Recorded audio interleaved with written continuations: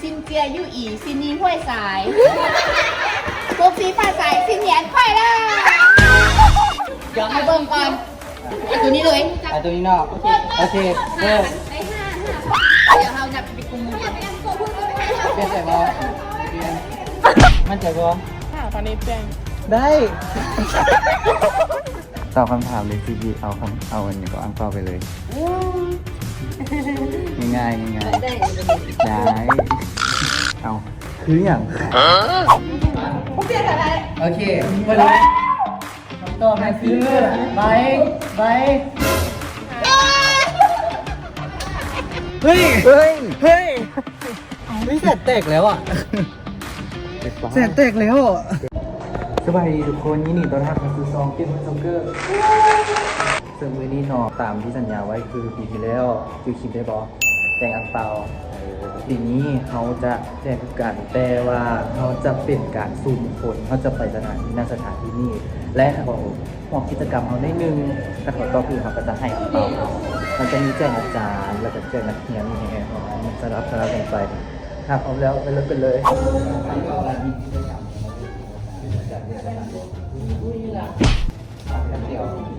เอาที่ดินตามมาบอ กายให้อาจารย์ก็ให้ได้ ได้ยังไง 10 บวก 5 ลบ 5 ลบ 10บอกเลยเราเสริมมาอาจารย์โอเคเป็นคำถามที่ถูกต้องโอเคเป็นคำถามที่ถูกต้องอย่ามานึงจันทร์ ไม่อีมีต้องพึ่งเลือกให้หลายเนาะ จันทร์ด้วยความที่จันทร์ตอบถูกแต่แค่อาจารย์เลือก1 ใน 3เอาตัวแบบนี้ เอากันได้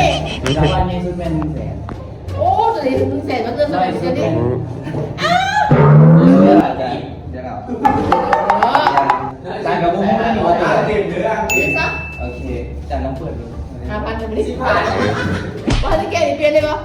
เอาเปลี่ยนได้คันยังโบแกเปลี่ยนได้ เอามาจุดนี้เอาเทียบกันก็ เอาอย่างนี้อย่างหน้าการกินพ่อปากกระบอกเสียไม่รู้เลยเอาตัวนี้บอกเอาตัวไหนไปเดียว เอาเลือกเจจานเลย เอาเลย กระบอกเกะกระบอกเกะ จะมาเข้าเกตนั่นแหละ อันนี้ก็เป็นไปเรื่องหนาแล้วมันคือซีบันกี้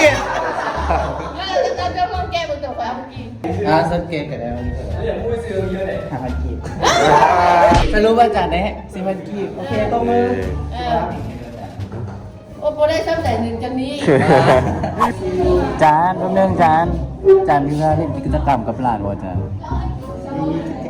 หลานมีกิจกรรมแจกอังเปาใช่ครับอาจารย์แค่ถามอาจารย์คำถามเดียวท่านจำตอบถูกหลานให้เลยได้อาจารย์เป็นครูสอนภาษาอังกฤษเนาะหลานอยากถามอาจารย์ว่า ในพยัญชนะของภาษาอังกฤษมีทั้งหมด26ตัวที่3กับตัวซี่ ถูกต้องอาจารย์ลองกันแป๊บนึงให้อาจารย์เลือกในกล่องนี้ว่าอาจารย์เลือกไหนรางวัลใหญ่เป็น100,000รางวัลน้อยสุด5,000อาจารย์เลือก1ในนี้และให้อาจารย์เลือกโอ้ โอ้ อาจารย์ได้10 บาทสุภาพอีกนิดนึงอาจารย์เอาสู้กันไป อุ้ยขอสัมภาษณ์เนี่ย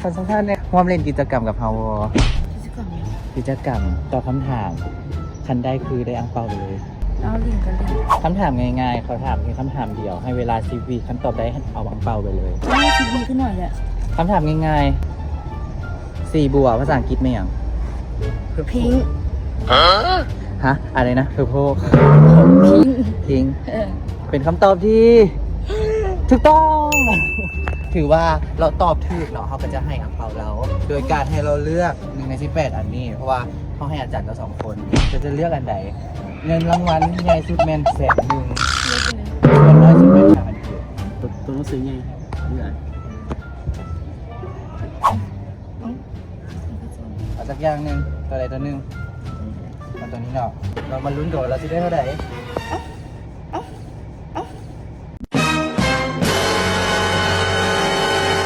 เฮ้ยเราได้100,000นี่อันเดียวมันมีแต่อันเดียว อาจารย์จับได้ที่1,200 คน แต่คนนี้จับได้100,000เฮ้ยแสนแตกแล้วอ่ะ เลยถือว่ายินดีนะโอเคตบมือแค่ แพ้เลย กูได้อ่างเปา แพ้ กูได้อ่างเปา เฮ้ยถือว่าโคตรโชคดีเลยเพราะว่าแสนเดียวมีแต่ใบมีแต่อันเดียวถือว่าเฮงปีนี้ถือว่าเฮงขนาดนี้นะ เฮ้ยวันนี้ ให้นี่จะส่งคืนตอนหลังไหมวายสุขภาพแข็งแรงจ้า ขอบคุณค่ะจิกหมึงน้ำเหมย แสนแตกไปแล้วอ่ะเขาจะไปหาคนต่อไปกันว่าเขาสิให้ไผ่ต่อเราสิซูมคนกันเฮ้ยเขาว่าเขาเจอคนโชคดีแล้วเดี๋ยวเขาลองไปหาเขาเบิ่งเล่นกิจกรรมกับเขาบอคันเล่นเดี๋ยวแจกอังเปาเลยตอบคำถามง่าย อ๋อจะได้ต้องลูกบอ ๆลูกก็ได้นั่งก็ได้แล้วแต่โอเคกติกาของเขาคือเขาจะถามคำถามแค่คำถามเดียวภายในชีวิตตอบให้ได้ฮับไปเลยคำถามมีอยู่ว่า ว้ายเขินเวอร์ ประเทศลาวมีเนื้อที่ทั้งหมดเท่าใด มีหน้าที่ทั้งหมด236,800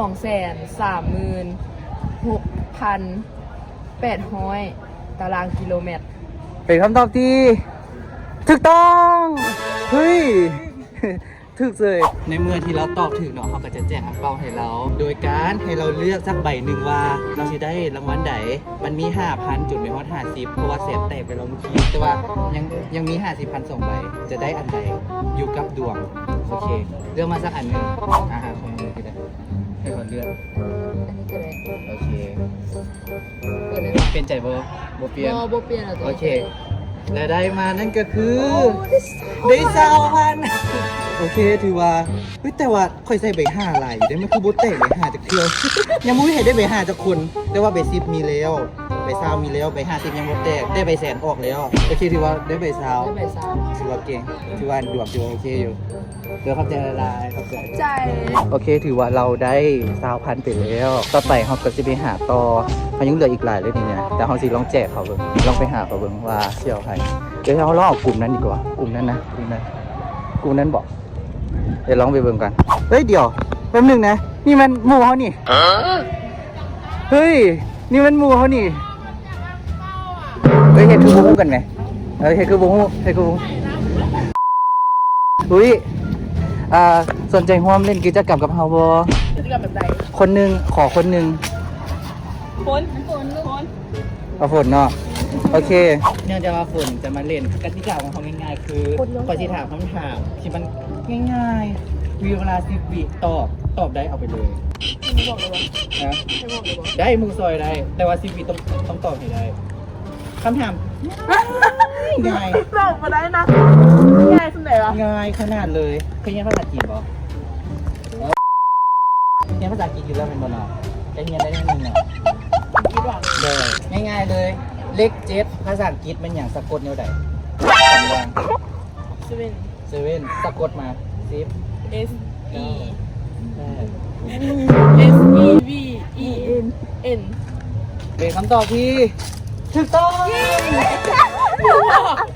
บอกแล้วคำถามมันง่ายขนาดค่อยถามง่ายๆหมดเลย ในนี่จะมี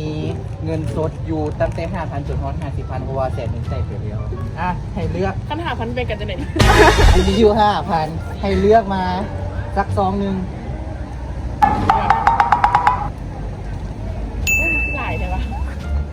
มั่นใจบ่ก่อนเปิด หรือว่าจะเปลี่ยนได้ เอาเลย มั่นใจบ่ใบมันก็คือกันเดี๋ยวมันก็เปะคือกันเดี๋ยวมันใส่อย่างไรโอเค ผู้เล่นกับหลวงนะ และใบที่ได้นั่นก็คือ ปัญหาพันเองกัน ได้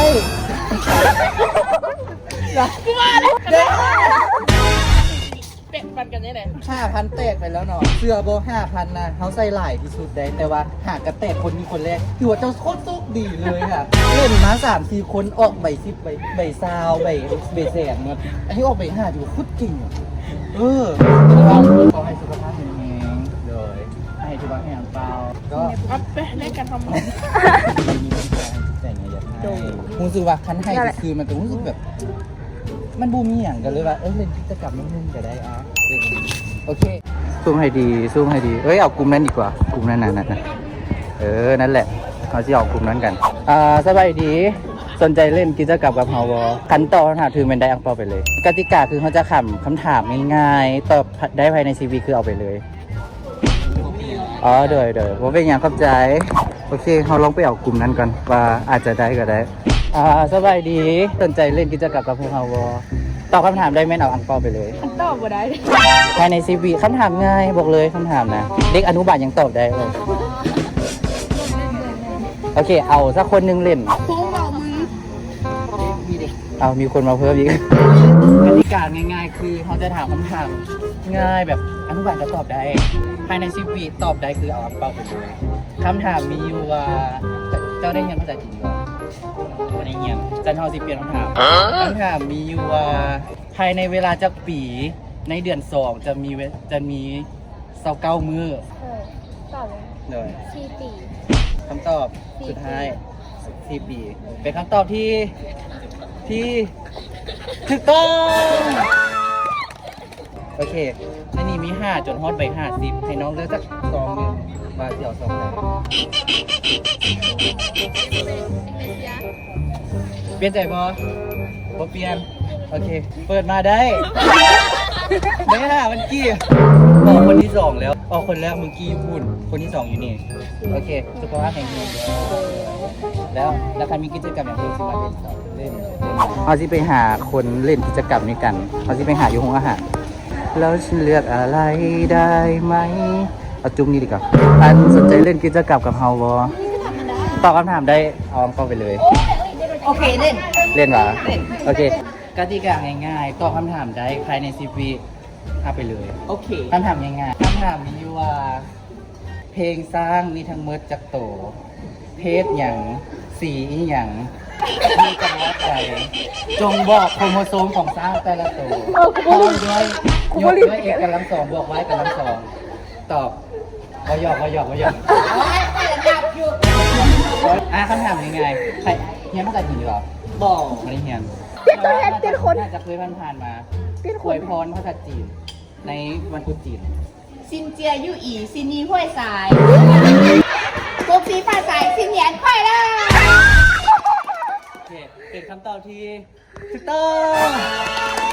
แต่ว่าคันออกสำเนียงจริงจะต้องแมนซินเหนียนรูยี่ซินหนีปลาชายมันเป็นภาษาจีน ซินเหยียนยู่อีซินเหยี แต่ ยน อัน ฟ้า นั้นเป็น สาย ภาษาไทยฉันเป็นภาษาจีน โดย โอเค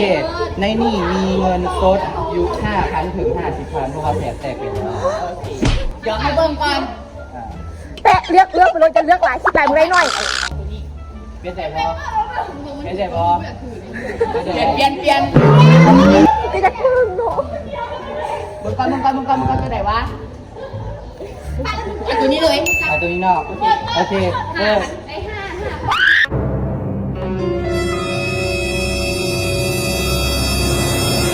เป็นกีบ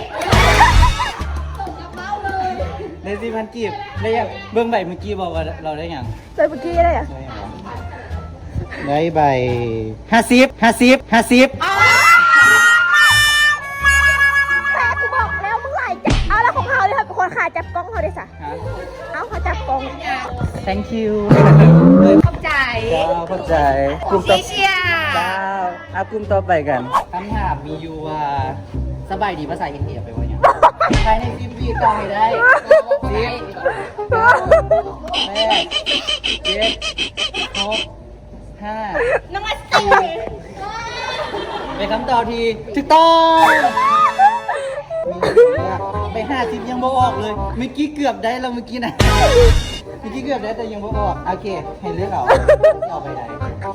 อยู่ไหมหน้าเอาดีๆเลย เดี๋ยวเราเนี่ยไปกุม เปลี่ยนแต่ว่าไม่เศร้าแมน เป็นคนบอกเอามา5,000 มีแฟนก็ขอให้คุณยังรวยๆมีแฟนยังยังบ่มีมีได้หลายมีจัก10 คนรถสบายดีสนใจเล่นกิจกรรมกับเฮาบ่ ไม่มอง นะโอเคคำถามง่ายๆเด็กอนุบาลตอบได้คำถามมีอยู่ว่า1 บวก 1 คูณ 0 ออกเท่าไหร่ 1 คูณออก0 1 บวก 1 คูณ ออก0เอาดี 0คำต ได้ อบสุดท้ายคำตอบเด้อผิดนั่นเองคำตอบคือออก1ที่เก่าเพราะว่าเขาต้องคูณก่อนเลยจะเข้ามาบวกเอาว่ามีอย่างแก้ตัวไหมแต่ว่ามีเวลารวม5 วิจาก10เหลือ5มนุษย์เขามีนิ้วมืออยู่จักนิ้ว 10 คำตอบสุดท้าย คำตอบสุดท้าย โบกี้จะเป็น11 12 13คำตอบที่ถูกต้อง เอาไป50 มีเรื่องอยู่ในนี่ แต่ เอาสักซองหนึ่งเปลี่ยนใจบ่บ่เปลี่ยน โอเคเลือกเลย พี่หมดก็อันนี้ดักสุด โอเคเลยเป็นอย่างที่ว่าสุขภาพแข็งแรงก็ปีใหม่นี้ขอให้มีแต่สิ่งดีๆเข้ามาสนใจเล่นกิจกรรมกับเขาบ่ สนใจ เอ้ยอันนี้รู้จักบ่สนใจพร้อมกิจกรรมกับเขาบ่โดยกติกาง่ายๆ คือตอบคำถามได้ภายใน10 วิคือรับไปเลยอังเปาซองหนึ่งโดยใครที่เป็นคนเล่นข้าดับง่ายๆบ่ยากใครก็ได้เลยเดี๋ยวนี้เห็นสังเกตเลย อยากได้เงินค่าต่ำตอนนี้เขาต้องรีดได้เลย เขาสิถามคนนี้ ว่าคำถามต้องยาก คำถามง่ายๆ10 วิตอบให้ได้ครับไปเลย ตอนนี้ห้องเลยนะ ห้องเดียวกันแล้วฉันอยู่ท้ายคำถามง่ายๆคำว่าซานภาษาอังกฤษแปลว่าอย่างสะกดแนวใด10 elephant e cow e h t 10 8 7 6 5 4 3 2 p h t 1เลิกเวลา E L E P H A N T มาแล้วจบเลย แก้ตัวแต่ว่าคำถามจะยากขึ้นและเวลาจะลดลง5 วิอันนี้คำถามพร้อมโตเลย ทุกคนจะรู้ดีว่าพยัญชนะในภาษาลาวมีถึงหมด27ตัวที่12เป็นอย่าง ปื้อ นับ ขวดลุงก็จะต้องเสือซ้ายกันมาเลยกับตาเขาถุง ทะลุง เปลี่ยนใจวะเป็นคำตอบที่ ทะลุง คำตอบที่แล้วเขามานับพร้อมกันทั้งหมดกันกอไก่ขอไข่ควายงูจะเจ้าเสือจะสร้างยังมีเรือเด็กต่างๆถูก ถุง ถูกต้องเฮ้ยไม่ได้จริงไหนคำตอบคำถามเขาก็เคยถามยากเลย รู้เลย แต่แบบขนาดยาก จะตอบไม่เคย ได้ ในนี่มีซองอังเปาอยู่เดือดเท่าไหร่ผมพูดแหละตอนนี้ก็เจ็บไปโม่เลยให้เลือกเอาว่าที่เอาซองไหน ขอแซ่แสนสัตยานขอแซ่แสนสัตยานโอ้กูมักไปที่7กูมัก เลขแปดเลขมงคลจีน เอามา1 2 ให้เอาเลข4ให้เอาเลข4แผ่นมงคลจีน จะได้เป็นเจ็บปะเมื่อกี้เบิ่งอะไรนี่ มึงแล้วมึง ได้ยัง อุ้ย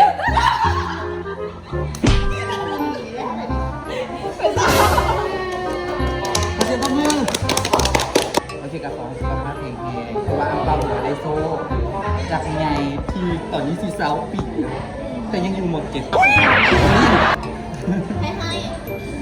โอเคเดี๋ยวเราถามเพื่อนได้ปะโอเคคอมมี่ฮอตตัวซีวีตอบได้เอาไปเลยอังเปาคำถามมีอยู่ว่าได้กินเบียร์อย่างเป็นพิเศษปะเบียร์ลาวจะถามเลยเบียร์คาสเบิร์กมีแอลกอฮอล์จักเปอร์เซ็นต์คำตอบสุดท้ายคำตอบที่ถูกต้องคือเบียร์มีจักเปอร์เซ็นต์คำตอบคือมันเท่ากันหมดเลยยกเว้นเบียร์ดำ60%จากคนที่เคยเฮ็ดอยู่ฮันเซอร์มันมีใบ5จนฮอดใบ50อยู่ไว้สิเลือกอันใดเลยเปลี่ยนใจบ่เปลี่ยนแน่ใจโอเคแล้วเอ้ยสิได้หยัง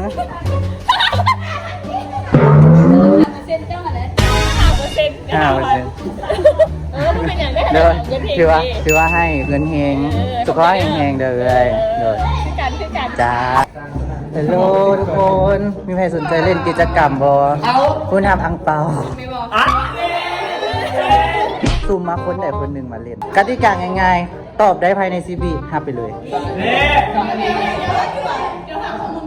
คำถามคือบ่ได้ยากเด็กอนุบาลตอบได้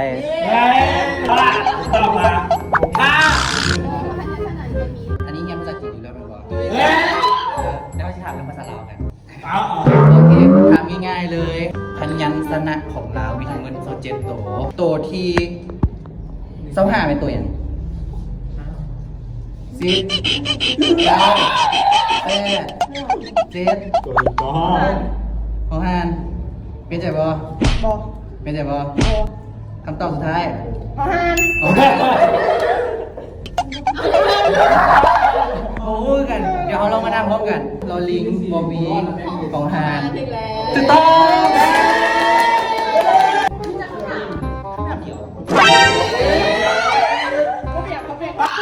มีรางวัลอยู่8 โลอยากจะบอกกันมารางวัลใหญ่แตกไปแล้วแต่ยังเหลือ50,000อีก2 ใบให้เรียกเราไม่เป็น8นี่ มันมีซองเดียวเฉย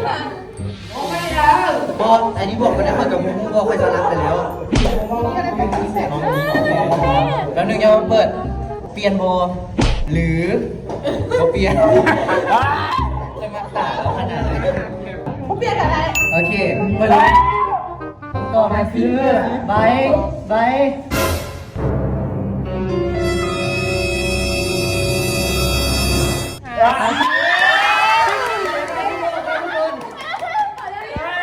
ยไป50ไปแรกก็สุขภาพแข็งแรงไม่รู้ว่าเฮงเลยแสนออกวันเฮงแล้วไป50วันเฮงก็ยิ่งโหมันออกเนี่ย ๆตัวค่อยเลย เคยอีกไหมใครเจ้าเคยอีกมา เฮ้ยคำถามง่ายๆอาจารย์ค่อยไปโรงเรียนแล้วค่อยกลับมาบ้านเอากระเจี๊ยบไปโรงเรียนอีกภาษาเรียกว่า ดีของดีตัวดียา อะไรไหม ดีเลยดีกระเจี๊ยบไปก็เป็นเลยแบบนี้เจียวหัว เจี๊ยบหัว เบหอมเตี้ยบชิคกี้พาย คอยกระโปรงหัวมันแปลว่าเนี่ยอย่าเรื่องมาตัวนึง สู้มันนี่สู้มันนี่เด็กอะไรเนาะ เกณฑ์ใหญ่พอเกณฑ์ใหญ่พอว่ากันเกณฑ์ใหญ่พอหรือว่าจะ ใครเลยหาจีบเล่น กูหาวันนี้50,000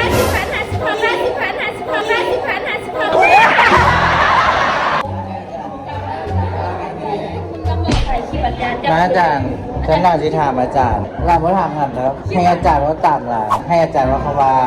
ยายกินลำไยน้ำลายยายไหลย้อย ยายไหนยายน้ำยายยายใหญ่ร้อย ยายกินลำไยน้ำลายยายไหลย้อย ได้ถ่ายทานก็ได้เป็นไรจะไปเช้าไปที่ไปห้า โอ้โหเล็บยายไม่เห็นเราพูดเลยว่าไม่รู้ว่าอะไร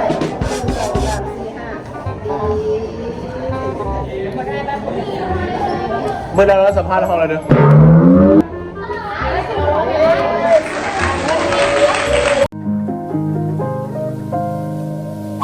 จานเล่นกิจกรรมกับหลานว่าจาน กิจกรรมแล้วนะ ตอบคำถามได้ภายใน10 วิเข้าคำตอบไปเลย ซีบีตอบอย่างไรวันนี้ คำถามง่ายๆจานตอบได้แน่นอนคำถามมีอยู่ว่าเบียร์ลาวที่เขากินอยู่มีแอลกอฮอล์จักเปอร์เซ็นต์ 5% ถูกต้อง ไปไหนก็ได้ ใช่ไม่ได้เป็นหน้ากัน สุขภาพแข็งแรง ทำใจ ตัวอีกวันหนึ่ง ชอบอีกวันหนึงแป๊บนึงอาจารย์เล่นกิจกรรมกับหลานว่าจาน แม่นเอียง ตอบคำถามในซีบีเอาอันนี้ก็อังเปาไปเลย ง่ายๆง่ายๆ ได้วันนี้ ได้เอาคืออย่างคุณพี่สนใจเล่นเกี่ยวกับฮาวเอาถามไปแล้วกันเอาถามเป็นเลขก็ได้5 บวก 10 ลบ 5 ลบ 10 ออกเท่าไหร่ 0 คำตอบสุดท้าย 5 บวก 10 ลบ 5 ลบ ลบ5ลบ10 0 10ถูกต้องอันนี้ยังเปล่าเลย คนสุดท้ายแล้วนี่ อันนี้เราสุดท้ายแล้ว 2คนละเมตร